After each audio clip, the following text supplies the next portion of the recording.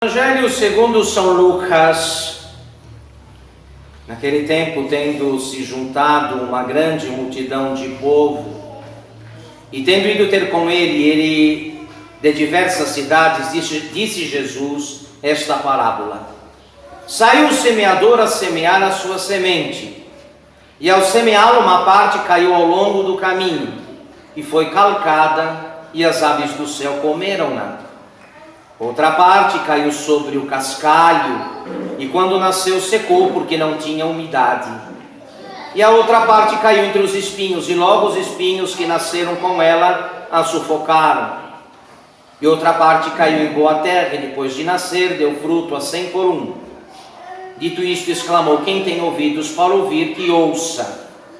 Os discípulos então perguntaram-lhe: o que significa esta parábola? E ele respondeu-lhes: a vós é dado conhecer o mistério do reino de Deus, aos outros, porém, por parábolas, de modo que vendo não vejam e ouvindo não entendam. É este o significado da parábola. A semente é a palavra de Deus. Os que estão ao longo do caminho são aqueles que a ouvem. Mas depois vem o demônio e tira-lhes a palavra do coração, para não suceder que se salvem. Acreditando. Aqui caiu sobre a pedra, o cascalho, representa aqueles que recebem com gosto a palavra quando a ouvem, mas não têm todavia raízes. Até certo tempo creem, mas no tempo da tentação voltam atrás. E aqui caiu entre os espinhos, representa aqueles que ouviram, mas não dão fruto, por terem ido atrás dos cuidados, riquezas e prazeres da vida que os sufocaram. Aqui caiu em boa terra, representa aqueles que, recebendo a palavra num coração bom e nobre, aguardam e dão fruto pela sua constância. Em nome do Pai, do Filho e do Espírito Santo. Meus caros, nesta quadra que prepara a Quaresma, neste preâmbulo, neste prefácio da Quaresma, esses domingos que antecedem a Quaresma, domingo passado, domingo da 70ª, esse da 60ª, próximo domingo da 50ª, depois a Quaresma. É preciso considerar algumas coisas que fazem o fundamento da nossa vida cristã. E esse alerta de modo particular, nos diz respeito de modo todo particular por algumas razões, porque dificilmente estamos onde estamos. Nós nos tornamos pensadores compulsivos e raramente estamos onde nosso corpo está. É uma imensa dificuldade para alguns conseguir manter a atenção e o senso de presença no ambiente onde se encontram. E um complicador, um agravante desse estado de coisas é esta porta para um metaverso, para um universo paralelo que a tecnologia e a internet costumam oferecer.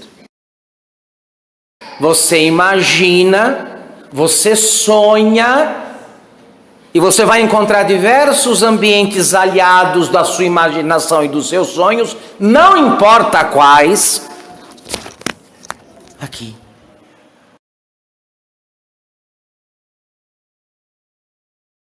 Você não gosta da realidade? Não precisa gostar dela. Há alternativas. Vá para lá. Fuja. Esqueça tudo. Aliene-se. Raramente encontramos alguém que esteja presente onde as coisas acontecem, num elemento chamado realidade. Mas a questão é que Deus escolheu a realidade para estar. nenhum metaverso, nenhum sonho, nenhuma imaginação, nenhum site de internet, mas nessa coisa chamada realidade. Segundo ponto, Nosso Senhor hoje nos fala da parábola do semeador. Aqui Jesus explicita com metáforas as diversas idades da alma, quando visitada por Deus e quando Deus lhe fala. As diversas idades, o corpo tem idades e reage ao mundo conforme a idade na qual está. Também a alma, ela passa por estágios, por idades. Quanto ao que eu disse no início desta meditação, nós vamos pegar aqui, vamos deixar a cargo da natureza nos explicar o sentido do que estamos dizendo. As aves, os pássaros que põem ovos nos ninhos,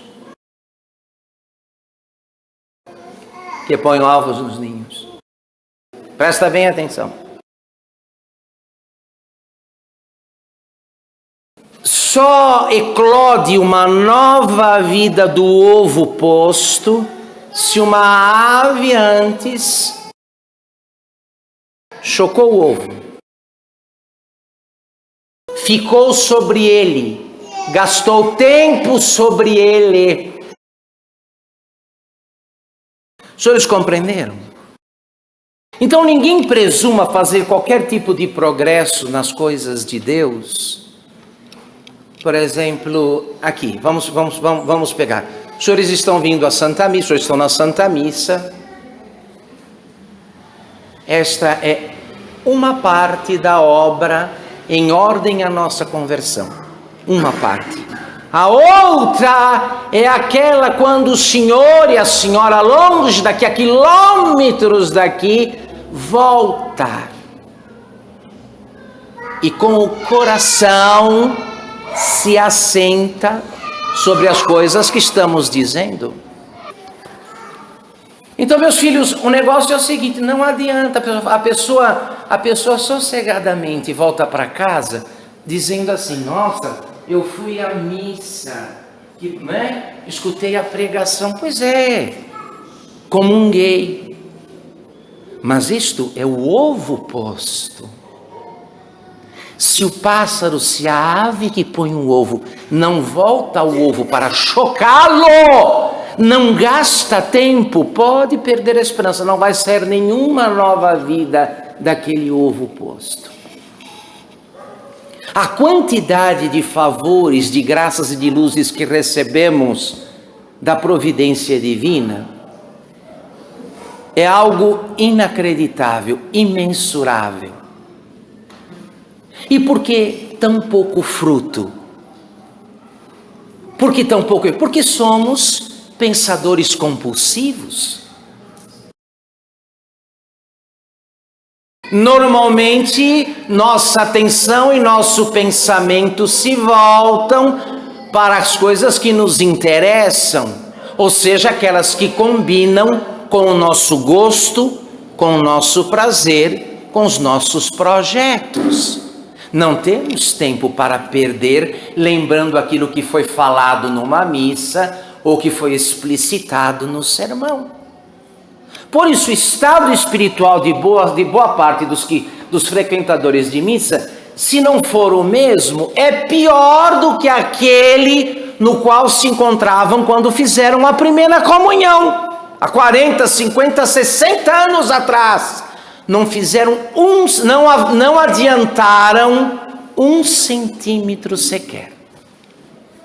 Não avançaram 1 centímetro naquele caminho que é necessário passar e trilhar em ordem à vida eterna, para se chegar à vida eterna. Então essas coisas têm que ser corrigidas e corrigidas com uma certa urgência. Nós pedimos tudo a Deus, Deus concede tudo e o efeito é completamente minguado, porque simplesmente somos aves que abandonam o ninho. Abandonam o ninho. Ovos abandonados, que não foram chocados, como podem eclodir? Se pela oração e a meditação, oração e meditação é coisa que consome tempo. E oração e meditação é coisa que consome bom tempo. Um tempo razoável.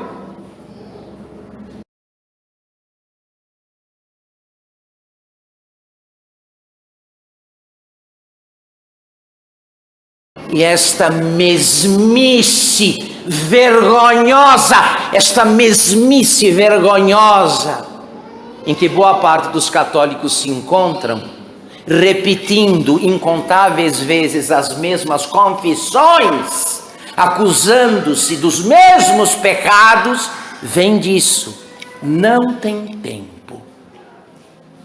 Não conseguem tempo para fazer de todas as obras a principal, a mais importante. São aves que abandonam os ovos. E ovos abandonados apodrecem. Apodrecem.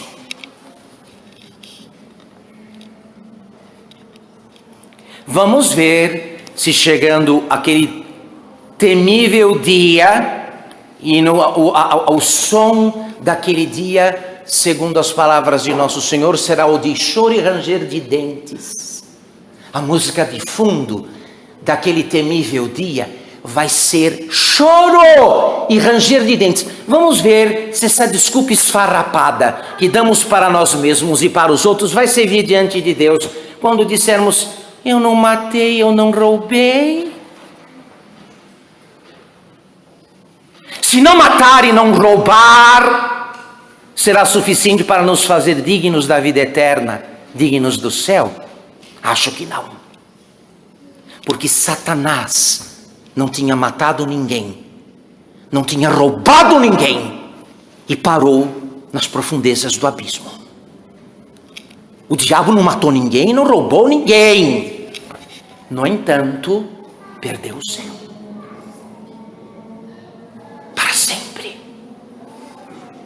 Para sempre.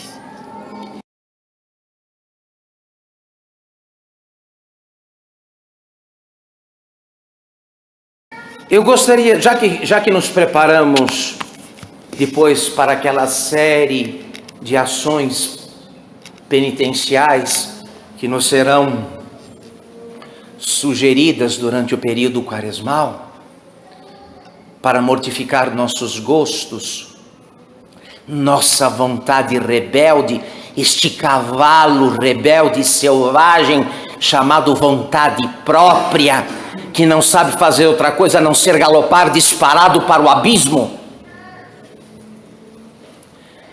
Vamos ver se começamos aí, não é, a nos recolher, a procurar onde foi parar a atenção da nossa alma, onde foi que perdemos a atenção da alma, essa que deveria se voltar constantemente para o que Deus diz. Como o pássaro que, saindo do ninho, rapidamente volta antes dos ovos esfriarem, para não perder a cria. Voltam rapidinho os pássaros, as aves, antes dos ovos esfriarem, para não perderem a cria. E nisso deveríamos pensar nós, tão distraídos, tão dispersivos, tão divertidos, que não percebemos que a salvação está escapando de nós e nós dela, meu Deus do céu. Ela escapa de nós e nós dela. E qual será a nossa sorte, senhores? Qual será?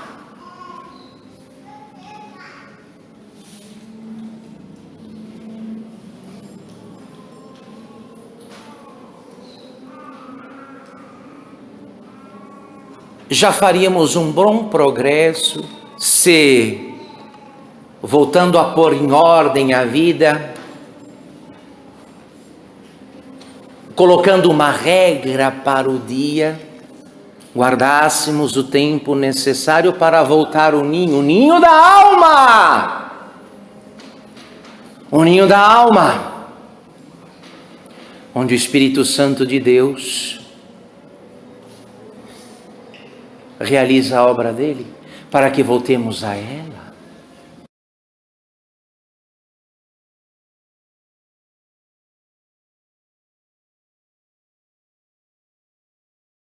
Imagine a que grau de santidade, em que grau de perfeição estaríamos, quão santos seríamos se prestássemos menos atenção, não é? Na nossa imaginação, que encontra nestas coisas uma verdadeira caixa de ressonância, um amplificador sem limites, da imaginação, que é o campo preferido do diabo. Onde é que o diabo mais gosta de aprontar as deles? Na imaginação. E aqui está a caixa amplificadora da imaginação. Se começássemos a recolher os sentidos, a colocar a imaginação na coleira, bem presa, e a voltar àquilo que realmente importa, que é o que Deus nos diz na sua palavra e a graça que acompanha a palavra dita. É preciso voltar naquela rapidez da ave que sai um pouco, regressa antes do esfriamento do ninho, para não perder a cria, não deixar morrer os filhotes. E é assim, meu irmão querido, minha irmã amada, que teremos esperança de avançar, porque o tempo está passando e estas coisas se repetem, rosários, missas, palestras, sermões, retiros, encontros. Agora todos enchem sua biblioteca de livros católicos, mas a virtude não avança, a virtude não anda, a virtude não vai, e não vai por isso. Onde estamos? Para onde voamos? Para onde fugimos, meu caro irmão, minha amada irmã?